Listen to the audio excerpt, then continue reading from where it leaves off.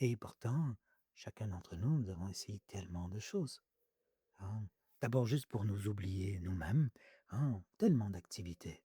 D'essayer de se plonger dans une série parce que le soir, nous n'en pouvons plus, hein, d'essayer de plonger dans la nourriture, d'essayer de plonger dans n'importe quelle, chose pour nous stimuler, pour nous donner, un shoot de quelque chose.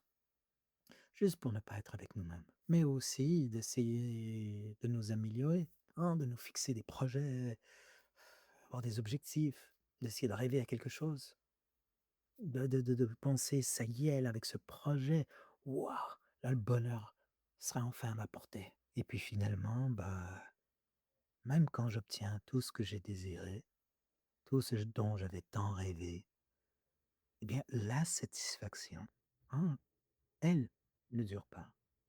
Elle n'est jamais exactement ce qui était espéré. Il arrive n'arrive pas un contentement réel et donc bah, au fil des expériences, vous et moi, nous pouvons parvenir à la même conclusion. Je ne suis simplement pas capable de pratiquer le contentement. C'est qu'il me faut juste tout simplement toujours plus, plus, plus. Ah oui, mais non. Bouddha nous explique la nature de cette insatisfaction constante. Qu'en fait nous ressentons tous. Hein, il n'est pas unique à nous. De nouveau, mon enseignant, Geshe Kelsang Gyatso, explique: le samsara se caractérise par la souffrance et l'insatisfaction. Ceci est la nature du samsara, hein, cet état intérieur, psychologique, où nous ne trouverons jamais une véritable satisfaction.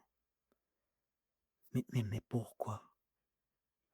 Et il nous dit: nous avons besoin de savoir que depuis des temps sans commencement, notre manière de nous identifier a été incorrecte. Un Bouddha explique que c'est tout simplement parce que nous ne nous identifions pas correctement. Voilà. Hein, parce que concrètement, si la conception de chacun de nous-mêmes est constamment à côté de la réalité, comment pouvons-nous apporter la satisfaction à une conception incorrecte de nous-mêmes? Hein? Comment parvenir à satisfaire quelque chose qui n'existe pas, qui ne fait référence à rien? C'est comme vouloir remplir un trou bien sans fond, ou le sentiment d'un moi insatiable.